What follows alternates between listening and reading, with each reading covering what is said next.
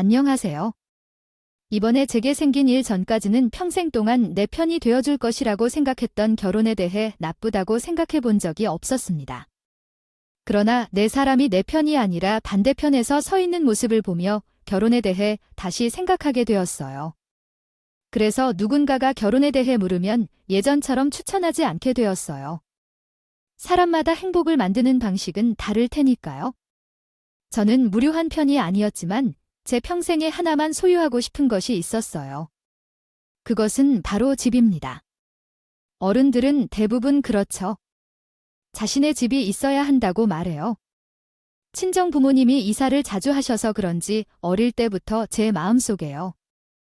우리 집에서는 제가 남편과 결혼 얘기를 꺼낼 때 그것보다 더 집을 장만하는 데 집중했어요.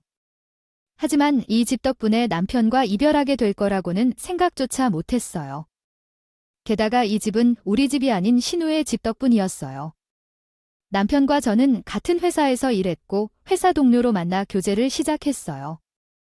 어린 나이는 아니었지만 부모님의 말씀대로 사람은 경험을 통해 배워야 한다는 것을 깨달았죠. 2년 정도 사귄 후 결혼을 준비했어요. 남편은 저보다 3살 많았는데 그래도 직급은 남편이 저보다 조금 높았어요. 그럼에도 불구하고 잘난 게 다른 팀원들도 잘 챙기면서 헌신적인 모습을 보여주는 그런 배려심 있는 사람이 되길 원했습니다. 그러한 태도는 평생을 통해 변하지 않을 것이라고 생각했습니다. 마치 나의 남편을 좋아하는 것과 같이 시어머니도 본인 아들이 훌륭하다고 생각하셨습니다. 이에 제가 남편을 좋아하는 것처럼 시어머니도 자신의 아들을 특별하게 생각하시기 때문에 애써서 기대하시고 있는 것 같아요. 이러한 기대 속에 저희 친정에서 어떤 도움을 받을 것이라는 기대감이 있었던 것 같습니다. 그렇게 많은 기대와 함께 속으로 착절한 자리에 참석하셨는데 거기서 저희는 반방 결혼에 대한 얘기를 꺼냈습니다. 최근에는 많은 부부가 반방으로 시작하고 있다는 이유로 우리 둘 다 돈을 모아 시작하는 게 좋을 것 같다고 생각했거든요. 결국 저희 모두 자금을 마련하고 대출을 타 결혼을 할 생각입니다. 나오더라고요. 그래서 우리는 결혼 준비나 집장만 하는 것은 어렵지 않을 것 같아요. 요즘은 그렇게 많이 한다고 하더라고요. 그래도 힘들면 언제든지 얘기해. 친정님은 우리의 결정에 박수를 보내주셨지만 시어머니는 미간 사이를 좁히고 언제나 모습을 보이시더군요. 그래도 상근의 자리에서 별 말씀을 안 하시길래 우리의 생각을 존중해 주시나 보다 싶었죠. 근데 상견 내가 끝난 다음 날 전화하셔서는 그건 아닌 것 같다며 예단이나 예물은 받아야겠다는 말씀을 하기 시작하셨어요. 요즘 반방 결혼 많이 한다고 해도 그건 어른들에 대한 얘기가 아니에요. 내 생각으로는 혼수나 예단을 하는 게 나을 것 같아요. 어제 선거 자리에서도 별 말씀 안 하셨잖아요. 아무래도 사돈댁도 계시고 해서 내가 별말 안 했는데 우리 아들이 어디 부족한 것도 아니고 난 그 정도는 받아도 된다고 생각합니다. 시어머니는 결혼 전부터 제 길을 누르고 싶어 하는 것처럼 보였습니다. 그러니 저도 오기가 생기더군요. 그래서 결혼을 안 해도 시어머니가 해달라는 대로 해주기 싫었죠. 근데 친정엄마가 저와 시어머니 간의 내용을 들으셨는지 쟤를 부르시고는 그러지 말라고 말씀하셨어요. 엄마도 마음 내 아들이 결혼한다고 하면 둘이서 알아서 하겠다고만 하면 서운했을 거야. 나는 사돈마인데요. 우리가 결혼한다고 돈이 필요하다고 돈을 달라고 하는 것보다는 우리끼리 해결하는 것이 나을 거야. 너희가 반방 결혼하는 것도 좋지만 그래도 이렇게 차이가 나는 것보다는 상대편에서 도와주는 게 더 좋을 것 같아. 어차피 너희 결혼 못할 때를 생각해서 모은 돈도 있고 친정엄마는 계속해서 나를 설득하려고 했어. 결혼하기 전에 서로 의견이 맞지 않으면 불편해질 수 있어서 최대한 맞출 수 있는 것들은 맞춰주려고 했던 거야. 하지만 나는 동의할 수 없었어. 시댁에서 뭔가를 해주면 좋겠어. 그것도 아니잖아. 우리 힘으로 결혼 준비하니까 인위적으로 도움을 받는 게 아니라 그 돈으로 우리 집을 사는데 도움을 주려는 거지. 엄마도 알잖아. 아무래도 이런 소방이. 돈도 잘 벌고 있으니까 내가 기대하는 것도 있으실 거야. 나도 오빠 나이 정도 되면 그 정도 벌어. 나이가 많으니까 당연히 잘 보는 것이지. 친정 엄마한테 화를 내긴 했지만 이렇게 결혼을 깨는 게 맞는지 생각해 봤습니다. 사실 시어머니가 이렇게 말하는 거 말고는 남편과 나쁠 게 없었거든요. 어떻게 하는 게 좋을까 고민하고 있는 중에 남편이 찾아와서 저한테 미안하다고 대신 사과하기 시작했어요.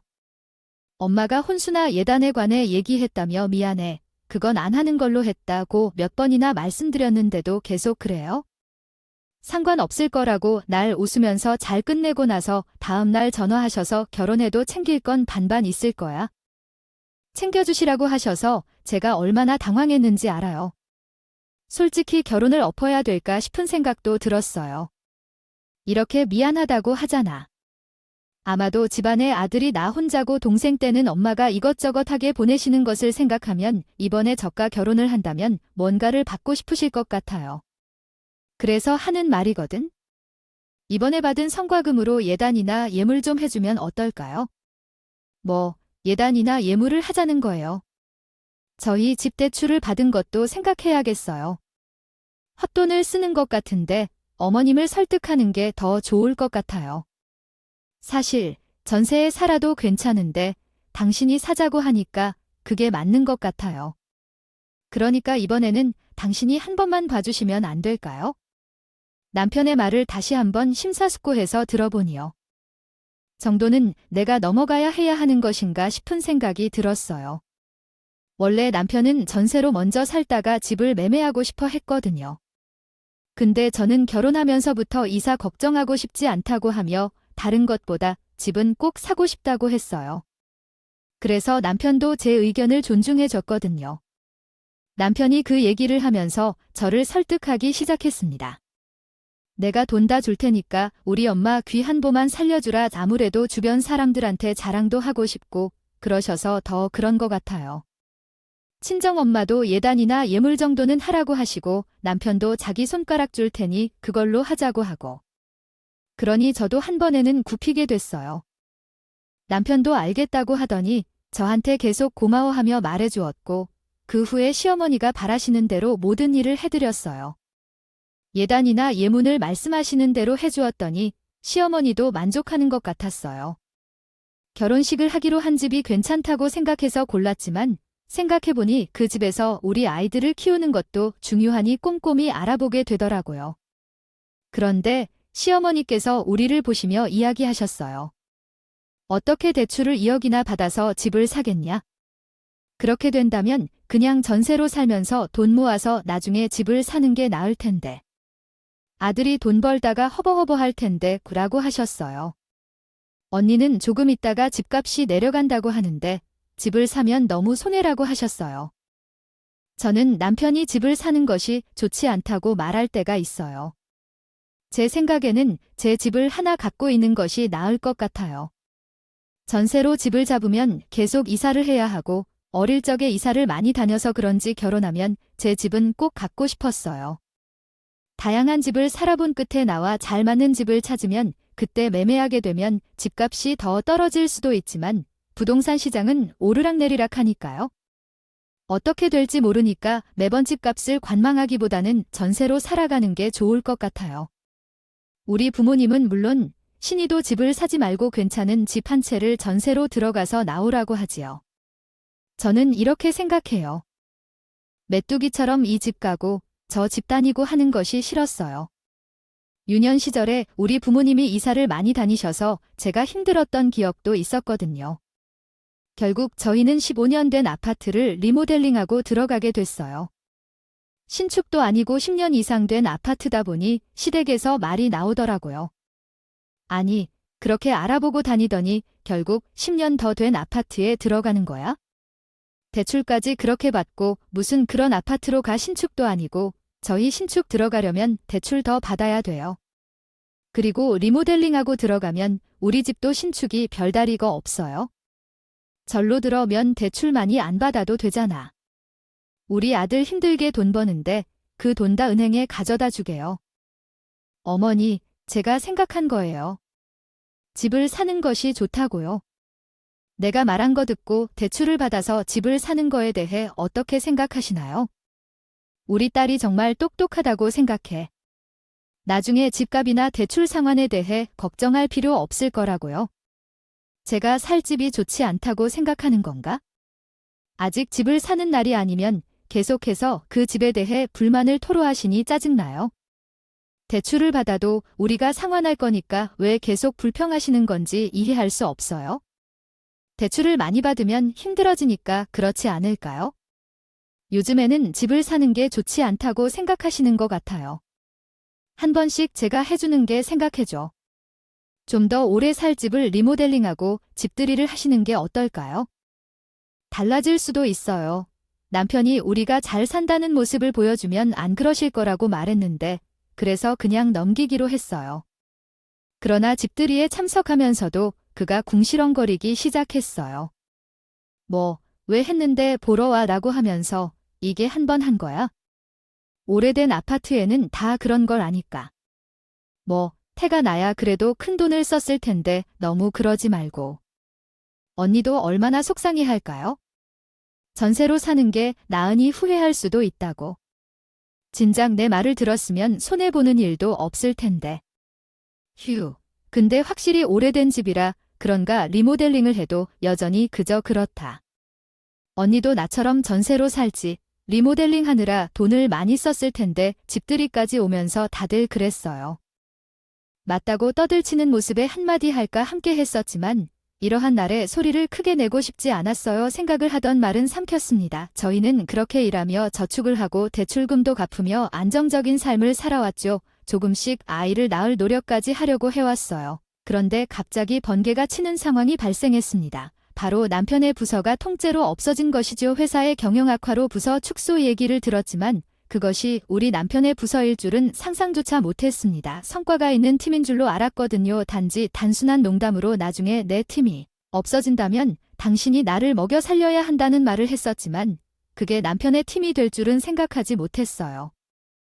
회사에서는 계속해서 제가 다른 팀으로 옮겨줄 것이라고 해주었지만 실제로는 그냥 하는 말이었어요. 한 달이 지나도 남편은 발령대기 상태로만 남아 있었거든요. 집에 돌아왔을 때 남편이 힘없이 앉아있는 모습이 마음에 걸려서 남편에게 나가서 손을 꼭 잡아주며 위로해 주었습니다. 회사가 갑자기 통보했으니까 당신이 잘못한 게 아니니 알지요? 여태까지 당신은 힘들게 노력해 왔잖아요. 처음에 쉬는 것도 좋을 텐데 여행 다니고 그래도 높은 직급에 있으면 안 잘릴 거라 생각했는데 나도 회사 부품이나 찾아보니 이렇게 순식간에 직장이 사라질 거라고는 생각도 못했네요. 남편의 말에 더 이상 뭐라고 어떻게 해줘야 할지 모르겠습니다. 모르겠는데 결국 남편은 대기 발령을 받아서 일자리를 잃었습니다. 너무 갑작스럽게 회사를 나오게 되어서 다른 직장을 찾을 틈이 없었죠. 그래서 집에 계속 있게 되었습니다. 이런 소식을 듣고 오신 시어머니는 우리 집으로 찾아와서 제게 탓을 시작했습니다. 당신이 신혼집을 사느라 대출을 많이 받은 것도 우리 아들에게 이렇게 힘든 상황이 생길 거라고 생각하지 않았을 텐데. 저 혼자서 결정한 것도 아니고 남편도 동의했어요. 또한 남편이 갑자기 이런 일이 생겨서 저도 속상합니다. 어머니, 어쩌면 이 집을 팔고 작은 전세집을 사는 것이 좋을지도 모르겠습니다. 그러면 쉬어도 될 것 같아요. 하지만 지금 팔면 손해이기도 하고 제가 돈을 벌고 있어서 저축을 하지 않으면 그 정도의 대출금을 갚을 수 없을 것 같습니다. 시어머니와 한바탕 답답한 마음이 들어서 남편에게 어떻게 하고 싶은지 물어보았어요. 솔직히 남편이 집 대출금 때문에 부담을 많이 느끼고 있다면 정말 집을 팔 생각도 했거든요. 남보다 중요하지 않으니까요. 근데 남편이 한 말에 충격을 받았어요. 집 때문이 아니라 그냥 나 스스로가 한심해서 그래? 살면서 발생하는 여러 상황들이 있겠죠. 당신이 회사에 있을 때도 잘 나갔잖아. 그럼 뭐해? 지금 실직돼서 일할 것도 없는데 그러니 나이도 어린 매저한테 무시당했지 뭐. 남편이 당신에게 뭐라고 한 거예요? 뭐라고 했길래 이래?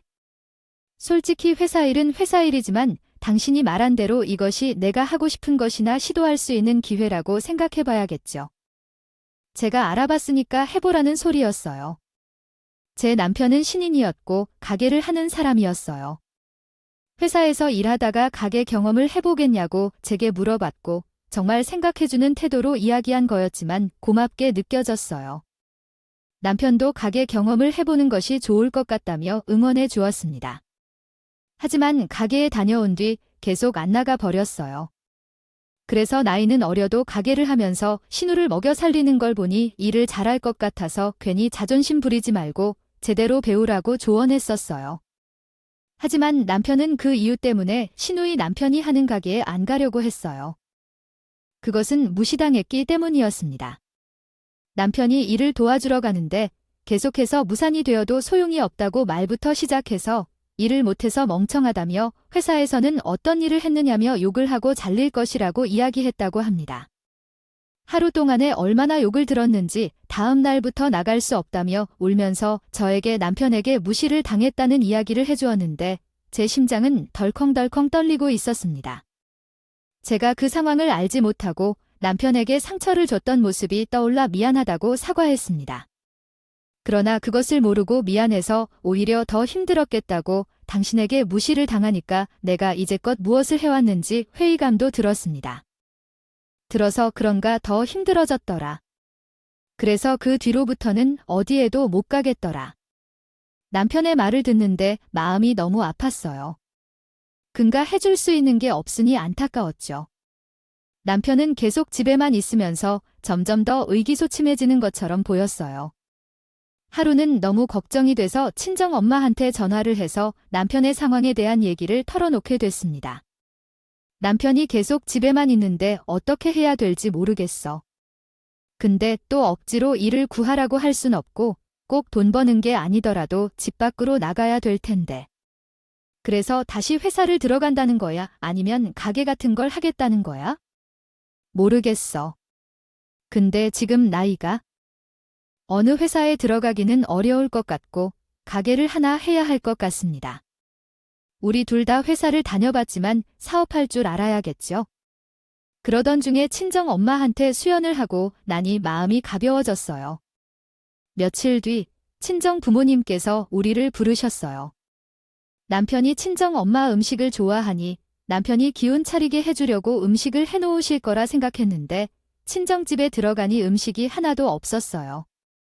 그래서 어리둥절한 표정으로 친정 부모님을 보았죠. 그러자 친정 부모님께서 우리에게 거실로 와서 앉으라는 손짓을 하셨어요. 그래서 남편과 서로를 쳐다보며 조심스럽게 친정 부모님 앞에 앉았습니다. 자네 얘기 들었는데 혹시 가게를 하나 열 생각이 있거나 또는 다른 생각이 있다면 말해주세요. 제가 지금까지는 회사에서만 일해왔기 때문에 어떻게 시작해야 할지 모르겠어요. 가게를 하나 시작해야 할 것 같긴 한데 그러면 꽃가게를 하나 받아서 해보는 건 어떨까요? 제가 아는 거래처 중 하나가 아들 결혼 때문에 이사를 가면서 정리하고 있는데 그곳의 위치도 좋고 수익도 꽤 괜찮다는 얘기를 들었거든요. 그래서 정리하는 걸 아까워해서 제가 맡아서 해보는 게 어떨까요? 저는 꽃에 대해 전혀 모르지만 처음부터 모든 것을 알고 시작하는 사람은 없어요. 그래서 배우면서 하겠죠? 거지 남편이 계속 의기소침해 있어서 자기 의견을 쉽게 표현하지 않는 것 같더라고요. 그래서 제가 옆에서 괜찮다는 말을 했죠. 어차피 우리가 맨 땅에 서서 하는 것도 아니고 같이 이어가면서 살 텐데 그냥 일에만 집중하면 될 것 같은데요. 게다가 당신이 꼼꼼하니까 그런 일도 잘할 것 같아요. 남편은 제 말을 듣더니 결국 집에만 있을 게 아니니 한번 도전해보겠다고 했어요. 처음에는 남한테만 꽃가게를 맡기려 했지만 남편도 일 안 될 마당에 나중에 제가 남편처럼 갑자기 일부러 나갈 수도 있으니 함께 가게를 운영하는 것도 좋을 것 같았죠. 그래서 저도 직장을 그만두고 함께 시작하기로 했어요. 남편과 함께 가게를 운영했습니다. 확실히 원래 운영하던 곳이라 그런지 찾아오시는 분들도 많고 전화로 택배 주문을 해주시는 분들도 많았어요. 그분들을 보니 인터넷으로 주문을 받아서 택배를 보내는 것도 괜찮겠다 생각해서 홈페이지도 만들었죠. 그러니 주문량도 눈에 띄게 늘어나더라고요. 그렇게 저희 사업이 잘 되기 시작하길래 시댁에서 우리 남편이 빈자리가 있습니다. 남편과 함께 사업해도 그런가 회사 다닐 때보다 더 많이 버는 것 같아요. 그게 다 우리 아들이 잘해서 그런 거지? 우리 아들 덕분에 가게가 잘 되는 거야? 그러니까 나한테 잘해 남편이 일을 잘하는 거랑 어머님한테 잘하는 거랑 무슨 상관이에요? 내가 낳던 아들이니까 나한테 잘해야지. 우리 아들이 하늘에서 뚝 떨어진 것도 아니잖아. 재주는 곰이 부리고 돈은 왕서방이 챙긴다. 고생은 우리 남편이 하는데 시어머니는 가만히 앉아서 콩을 얻어먹을 생각만 하고 계시더라고요. 못마하는 적도 있지만 그래도 남편을 생각해서 챙겨 들려 하기도 했어요. 그리고 남편이 조금씩 시댁에서 대접받는 모습을 보니 저도 마음이 한결 편해졌어요. 처음에는 우리가 가게 한다고 하니 흘러보던 신우도 저희 사업이 잘 된다는 말을 듣고 그런가 언제부턴가부터는 우리 남편을 칭찬하면서 추켜 세워주기 시작했습니다. 대단하다. 회사만 다니는데 가게 일은 못할 줄요. 알겠지만 너무 잘하신다는 이야기 아니잖아. 남편도 오빠를 다시 만났다고 그러더라. 회사나 가게에서 번 돈이 그게 요즘이야? 그리고 오히려 회사보다 내 가게에서 하는 게 더 열심히 하게 만드는 것 같아. 나중에 좀 비밀을 알려줄래? 요즘에는 오빠네가 우리보다 더 잘 번든다는 게 같아. 우리 가게가 잘 되기 시작하면서 남편도 조금씩 시댁에서 자리를 잡는 모습을 보았어요. 그러니까 나도 자랑스러운 기분이었어. 그러더라. 어느 날 신우가 이사 간다고 했어. 매번 우리가 시댁에 가면 돈 없다는 이야기를 자주 했거든. 근데 갑자기 신축 아파트에 계약을 하고 이사를 간다는 소식에 어떻게 된 건지 물어봤어. 신축 아파트면 가격도 만만하지 않을 텐데 아가씨는 그냥 전세에서 사는 게 좋다고 하셨잖아요. 아이 그랬는데 살다 보니 오빠의 말이 맞더라고요. 집은 사야겠다고 젊었을 때나 이것저것 이사해도 안 힘들었는데 이제는 2에서 3년마다 이사하니 힘들고 이사 비용도 만만치 않아서요.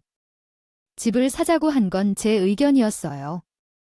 그때 시어머니나 오이나 철을 무시하면서 뭘 모른다는 식으로 말해놓고 이제 와서 남편을 칭찬하는 모습에 어이가 없었지만 그럴 수 있다고 생각하고 돈은 어떻게 구했느냐고 물어봤어요.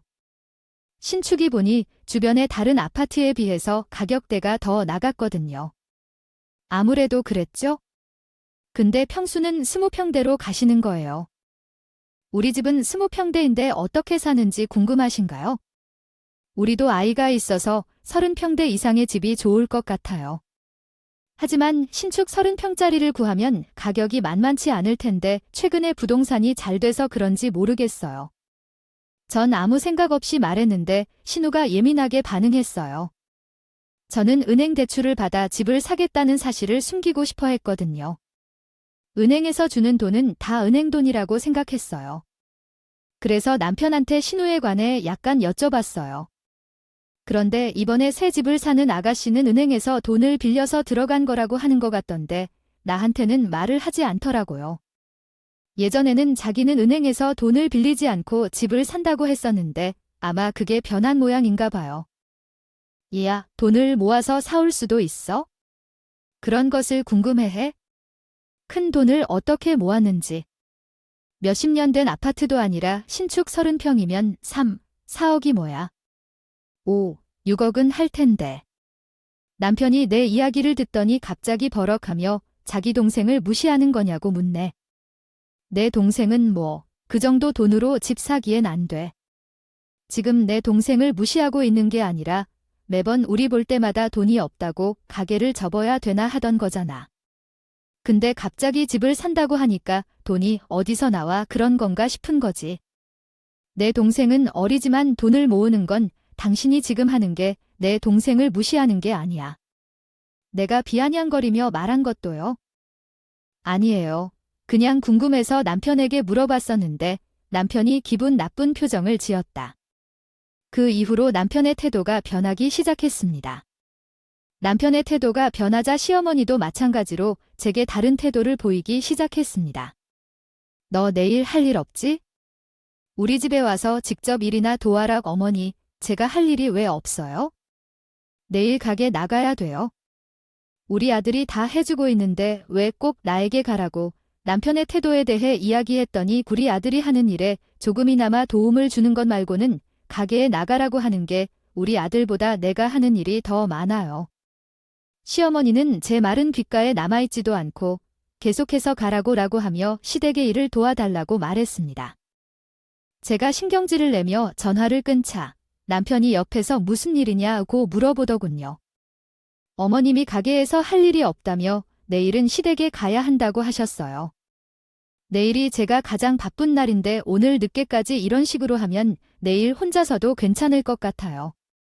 우리가 가게를 하면서 부모님께 잘 안 친구들이 되어서 서운해 하셨던 것 같아요. 그러자 남편이 당신이 굳이 내가 갈 필요는 없어 라며 솔직히 말했어요. 며느리 당신이 가야지. 당신이 회사 다닐 때나 가게 할 때 이런 일이 핑계가 되고 우리 집에 자주 안 왔잖아. 내가 시댁만 안 갔을 뿐인데 바빠서 우리 친정아빠 생신도 못 챙겨드렸어. 시어머니가 전화한 탓으로 남편과 대판 싸움이 벌어졌습니다. 남편은 꽃을 배달하러 나가버리고 저는 얼굴이 붉게 질리면서 꽃을 정리했답니다. 요즘 저는 바빠서 못해요. 언니가 내일 바빠하고 전해주었어. 집안 이사 때문에 바쁘다는데 신축 아파트를 장만하셨대. 초대도 하고 싶고 언니와 보러 가고 싶어서 연락을 드리셨다는군요. 언니께서는 먼저 집을 장만하셨는데 그래서 더 잘 볼 것 같은데요. 남편이랑 나를 잡아서 가겠어요. 내일 꼭 가보고 싶어요. 하지만 언니와 오빠 둘 다 가게를 맡기는 건 어려울 텐데 그래서 오빠에게 맡기고 오세요라고 신이 말씀하셨어요. 자기 신축 아파트를 보러 가기로 했는데 남편과 함께 간다고 말했더니 그렇게 하지 말라고 하고 오라고 하더군요.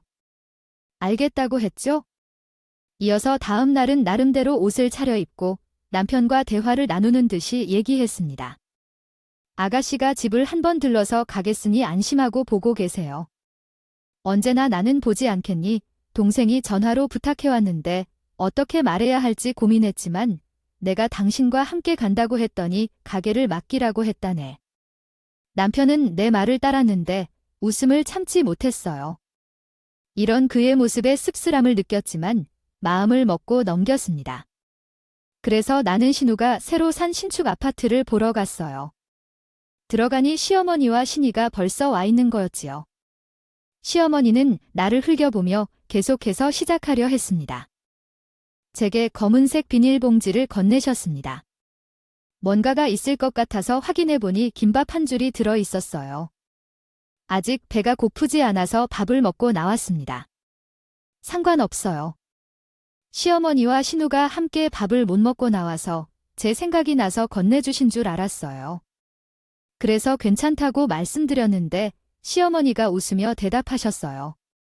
너가 들어와서 살 집이니까 깨끗하게 해놔야 해. 뒷주 청소도 부르고 이거 먹으면서 하면 될 거다. 그래서 저를 부를 경우 어떻게 해야 하는 거예요? 언니, 입주 청소업체를 부르려니까 몇십만 원을 깨끗이 주더라고요. 차라리 그 돈은 연니한테 드리는 게 낫겠다고 말했습니다. 테니 깨끗하게 좀 해주세요. 시누이와 시어머니는 제게 입주 청소를 하라는 말만 하고 나가 버렸어요. 그 자리에서 즉시 남편에게 전화를 걸었죠. 당신, 아까 우은 이유가 신우의 입주 청소 때문에 나를 불러내려고 알았던 거잖아. 들어보니까 사람을 고용하면 비싸다던데 당신이 겸사겸사 해주면 되는 거잖아. 그리고 동생도 우리를 위해 돈을 준다고 하더라고. 내가 그 돈 받으려고 내가 입주 청소를 해주어야 되는 거야? 당신 진짜 안 되겠다. 당장 내가 가서 나와 남편 사이에서 말해줘야 한다. 들으면 그냥 넘길 수 없겠는데. 근데 남편은 내 말을 듣고 적반하장으로 나와. 나는 당신과 함께 하려고 노력했습니다. 혼자서 이룰 수 있었을 것으로 생각했어요. 하지만 나를 보고 떠나라는 말은 이해하기 어렵습니다. 당신보다 더 잘할 사람을 찾겠다며 떠나라고 하니 그냥 나가라고 당장 명령하셔서 나는 친정아버지께 전화를 걸었습니다. 상황을 설명했더니 더 어이없어 하셨어요. 부모님은 남편이 사라지는 것을 우려하셨는데 제가 사업을 잘할 때 필요한 지원을 주겠다고 해주셨죠. 그래서 우선적으로 친정 부모님을 통해 계약을 맺고 이제는 남편이 없으면 사업이 안 돌아간다며 얘기하니 당연히 제가 그렇게 말하는 것은 이해받기 어려울 것 같았습니다. 저희 친정아버지는 잘하는 사람을 찾아 가지고는 우리 가게로 보내주신다고 하더라고요. 그래서 제가 가게로 갔을 때 남편이 혼자 가게를 보고 있었습니다. 그래서 아직도 있어서 계속 나가라니까 실직자가 되어서 불쌍해서 친정 부모님과 나가 주었더니 이제 와서 나를 보고 시누이 수발을 들라고 했어요. 당신이 나면 뭐 배달이라도 제대로 할 수 있겠어. 괜히 자존심 부리지 말고 가서 우리 엄마가 하는 대로 해. 당신보다 일을 잘하는 사람은 우리 친정아버지가 구해준다고 하더라고요. 곧 오시겠죠? 그리고 나는 당신과 이혼할 것이므로 그렇게 알아두세요. 남편과 일을 하고 있는데 남자 3분 정도가 들어왔었어요. 그중 한 명은 제 오빠인 사촌 오빠와 아버지가 연락을 해서 남자 3명이 들어왔는데 남편은 취중에 깼다고 하더라. 그렇게 되어서 남편은 제 가게에서 내쫓고 일에 집중하고 있었는데 신우가 우리 가게로 와서 한 번만 용서해주면 안 되냐고 했더라고요. 오빠한테 말을 들었는데 언니 제가 잘못 생각하고 행동했던 것 같아요. 우리 오빠 한 번만 용서해주시면 안 될까요? 남편이 와서 싸우거나 사고를 일으키는 것도 아니었고 신우가 와서 잘못을 인정한 모습이 좀 이상했습니다. 아가씨와 시어머니가 한 행동 때문에 기분이 상해서였지만 저는 제 남편의 행동을 보고는 더는 함께 살 수 없다고 생각했어요. 제가 잘못했다고 빌게요. 저라도 한 번만 용서해주세요. 죄송합니다. 사용자분의 쿼리 내용의 복잡성으로 인해 정확히 이해하지 못했습니다. 더욱 명확하게 이야기해 주시겠습니까? 흐릿했습니다. 적지 않은 이야기도 하고 저 몰래 둘이서 받았던 돈이니까 말하기 어려웠겠죠. 근데 저랑 이혼하면서 받을 수 있는 돈이 없어졌으니 신이가 저한테 와서 싹싹 빌며 잘못했다고 하는 것이었습니다. 저희 남편이 회사를 다닐 때 돈과 관련된 부서에도 있었어서 저희가 정산을 맡겼어요.